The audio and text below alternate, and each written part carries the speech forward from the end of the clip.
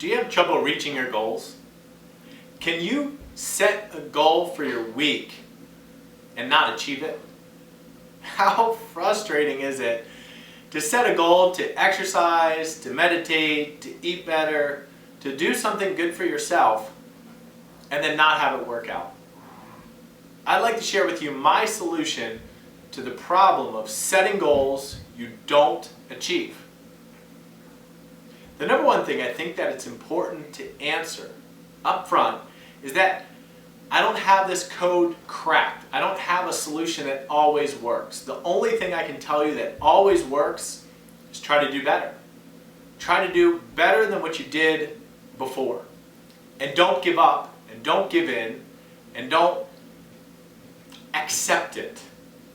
Accept it and ask yourself, how can you excel even when it looks like you're not hitting your goals? But now I'm going to share with you my way for achieving goals even when you set the goal and you don't get it done. One of the key questions I ask myself is, and as silly as this sounds, who do I need to be to achieve that goal? So if I set a goal this week, for example, and my goal is to exercise 3 times this week, and I get to the end of the week and I did not hit that goal. I did not exercise 3 times this week because I had life events going on and business events and family events and whatever the case may be. Something stood in front of me in achieving that goal, and it was worth it. What I had to do was important and more important than that exercising. So what would I look at heading into that second week? Well, I would evaluate, who do I need to be to achieve it? Well, I would need to be a person who puts that at a higher priority. Because if I set exercising as a goal for 3 times this week, what causes me to stop is something that's more important. So I ask myself, what would cause me to restart, even though that more important thing I needed to do with that same time that I had originally scheduled for exercising? Well, I would have to do it at a different time. That's what would allow me to restart. So I begin asking questions. Who do I need to become to exercise 3 times this second week when I couldn't do it the first week? And I start to ask lateral questions to get my brain thinking more creatively. And I begin asking these questions in order to look for and to feel for kind of a gut call that says, well, I'm going to try that out the second week. And for me, maybe I land on, I need to be the kind of person who can exercise earlier in the morning, or I need to be the kind of person that can exercise later at night, or I need to be the kind of person who can do 2 of the 6 exercises, and look, I just don't have the time to get in the 6. So I say, okay, here's the person I need to be the second week in order to accomplish those 3 days of exercising. Say you fail. So week 1, you fail. Something more important happened. Week 2, you thought, well, let me wrap my head around this. Let me really look dead ahead at this problem. Who do I need to become in order to really make it work?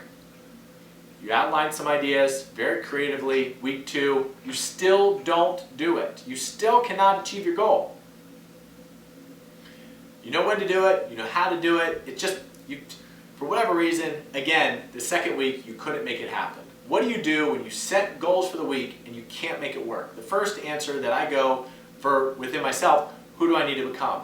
When I go into that 3rd week and I look, I didn't do it in week 1, I didn't do it in week 2, what's the likelihood that I'm going to do it in week 3? I start to change my goals a little bit. Something in the way that I set the goal was not connecting with my life. The goal that I have set is either not realistic enough, too idealistic, too disconnected from my day-to-day schedule. So I take that goal and I reevaluate it. What is it that I'm actually trying to do here? So I'm trying to exercise. Am I trying to run? Am I trying to lift weights? Am I trying to stretch? Am I trying to have kind of a working in moment, more of a meditative exercise? Am I trying to exercise for an hour, 15 minutes? So I start to break down the goal, and I look for something in breaking it down in the criteria of that goal, like what makes that goal the goal. And I pick something. And I pick something that feels like it would be rewarding if I accomplished it, but it's small enough and it's connected to my reality enough. So I actually go through my schedule, go through all of my commitments and the other things that I'm accountable to for other people that I share this world with, and I say, okay, here's one thing at this time, I know I can do it. There's nothing that can prevent me from achieving this goal. And then during week 3, inevitably, probably, I land it. I land the plane, I achieve my goal, I cross the finish line, I feel good. Now, at that point, do I look back at week 2 and week 1 and then retry to do that for week 4? I don't. I take week 3 as a gift, and I say, I did that one goal, and now I'm going to build on it for week 4. Maybe week 4 is doing the same thing again and building up some repetitions. Maybe week 4 is saying, I'm going to do it, but I'm going to give myself a little creativity and add something, add some element. But if at any point I'm resistant to adding that element, I just keep it the same. And so instead of, after you achieve the goal in week 3, going back to week 2 or week 1, I have a short memory. And I say, you know what? That was probably not right. And you build on what you have and you nurture that path for yourself. So when you set goals for your week and you just can't achieve them, begin to ask yourself some key questions, look for a creative solution, and once you hit the mark, build on that. Don't look back. So if you like this, check out DominicSessa.com, sign up for my newsletter, check out my YouTube, my Instagram, and if you're on my newsletter, thanks for being here. We'll talk again soon.